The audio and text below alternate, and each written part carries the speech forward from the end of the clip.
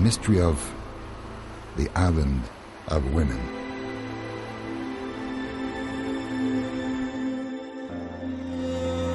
They are the most important main characters of Minoan art. No women had also remained in the stone, the bronze, and the paintings, but as servants, devotees, fishermen, and guards. A paradox. The culture, which had been called Minoan, had not left a single trace of the Minosis. On Crete, there are no lords on thrones. On the other hand, there is an abundance of ruling ladies. To them, gifts, vows, and oaths are given. They are given salutes. They are worshipped and beseeched. It seems that the revolution of Zeus, having axed the goddess's rights, somehow did not affect the magic culture of Crete. Or maybe it had perished. And what about the mysteries of the initiated? What will happen to the carriers of the divine will? The ties with the goddess will remain, but from an overt one, it will turn into a hidden one. And her priestesses and maenads, obedient to their husbands during the daytime, with the arrival of the sacred night of the full moon, will turn into violent furies. The priestesses of the great goddess will depart into the depths of olive groves and will wait for her condescension. In dances, invocations, ritual denudation, in shamans' ecstasy, transforming themselves into bees, doves, lionesses, and she'll appear to them, and just as previously will dictate to them her will, the laws of the Great Mother. But not for everybody now, only for the chosen, those consecrated into the mystery of Ambrosius. And once more, we do not know how the Cretans called their ritual drink. Ambrosia is a Greek word which means immortal in translation. However, we can see the esteem and awe with which the dwellers of the island had related towards the drink itself and towards its source, the sacred tree, as if the goddess herself was concealed in it. Probably for this reason, the altar with the plant is surrounded by the most powerful symbols, horns of consecration, and double spirals, and the no less sacred labrises guard admittance to it. Far from being open to everybody, only to the initiated, the enthusiasts. That is how the possessed with God have been called in ancient times, or most likely with a goddess.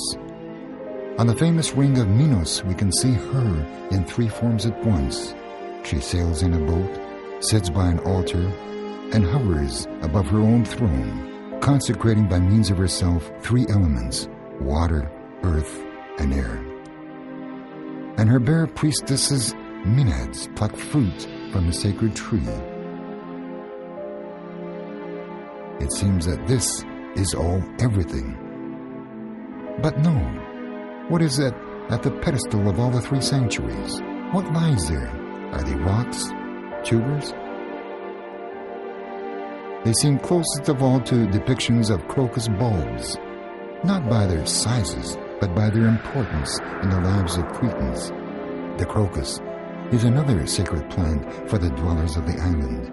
It's possible that the mixture, brew potion from its tubers, is what opened up the way towards the altar of the goddess.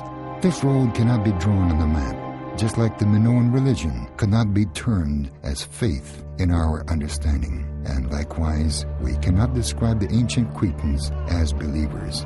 Similarly to the contemporary adherents of Hinduism, they did not believe in stories about faraway gods.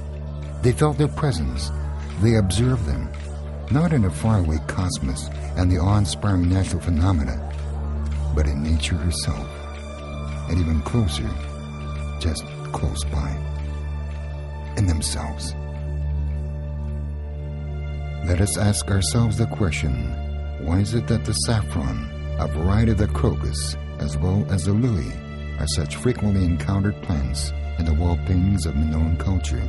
Is it not for the same reason that the lotus, is in the art of India and Egypt. After all, the lily, the crocus saffron, and the lotus pertain to one family. Maybe it's not merely because of the beauty of these truly splendid plants that they were depicted so often. Yes, the frescoes of the Cretans turn out to be unusual and unexpected gatherers of the orange color. This figure here, crawling amid the saffron field, was considered to be a depiction of an Atlantean. It turned out to be a monkey, but of a strange variety. The lotophages, as Homer would say. Homer, when telling of the lotophages, of course, had in mind not monkeys but people who lived across the sea from Peloponnesus. The lotus eaters, kind and hospitable beings. They fell in soon enough with lotus eaters who showed no will to do us harm, only offering the sweet lotus to our friends. But those who ate this honeyed plant, the lotus, never cared to report nor to return. They longed to stay forever, browsing on that native bloom, forgetful of their homeland.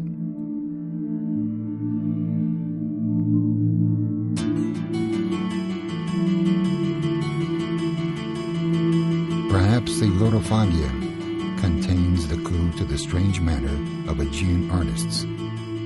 3,500 years ago, it had been totally different, the land of the Minoan Crete. The pastures, plentiful with grass, dense forests, and shady groves.